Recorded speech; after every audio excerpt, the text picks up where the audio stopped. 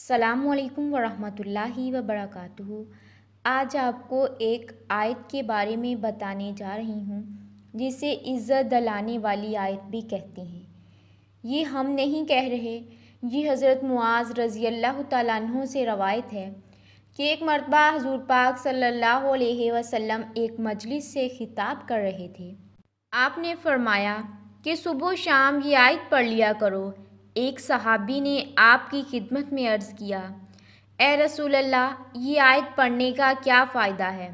آپ نے فرمایا، یہ آیت پڑھنے سے دنیا جہان میں عزت نصیب ہوگی، اللہ آپ پر مہربان ہو جائے گا، ہر شخص آپ کو عزت کی نگاہ سے دیکھے گا۔ یہ آیت بہت ہی بابرکت آیت ہے۔ اسے پڑھنے والا شخص دونوں جہاں میں بہت ہی زیادہ عزت پائے گا، کیونکہ ایسا کہنا ہمارے آقا کا ہے۔ وہ آیت سپارہ نمبر 15 سورہ بنی اسرائیل کی آیت نمبر 111 ہے۔ آپ صبح اور شام ایک ایک مرتبہ اس آیت کو ضرور پڑھا کریں۔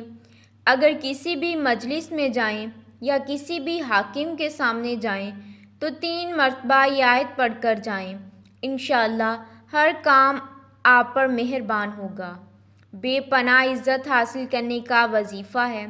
یہ وظیفہ ان لوگوں کے لیے ہے جن کے بہت دشمن ہیں اور جن کا کوئی کام نہیں ہوتا۔ یہ عمل جائز مقصد کے لیے کرنا ہے۔ یہ وظیفہ گھر سے نکلتے ہوئے 70 بار پڑھ لیں تو انشاءاللہ اللہ کی پناہ میں رہیں گے۔ دشمن پر 10 مرتبہ پھونکیں گے تو وہ آپ کا دوست بن جائے گا۔ جو شخص آپ کی بات نہیں مانتا، آپ کا کام نہیں کرتا، اس پر 41 بار یہ پڑھ کر پھونک دیں، انشاءاللہ وہ آپ کا کام کر دے گا۔ یہ وظیفہ اسم مبارک کا ہے۔ یہ وظیفہ کرنے سے آپ کو کبھی کسی کا محتاج نہیں کرے گا۔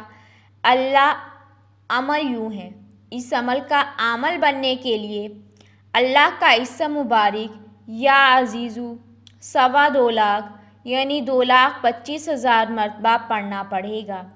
آپ نے 3 ماہ میں پڑھنا ہے، جلدی بھی پڑھ سکتے ہیں۔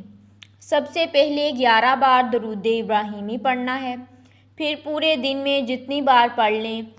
جب آپ کو لگے کہ اس دن میں اس سے زیادہ نہیں پڑھ سکتے تو پھر 11 مرتبہ درود ابراہیمی پڑھ لیں۔ اس عمل کو اس دن تک روک لیں۔ خواتین ایام خاص میں اس عمل کو روک دیں اور بعد میں جاری رکھیں۔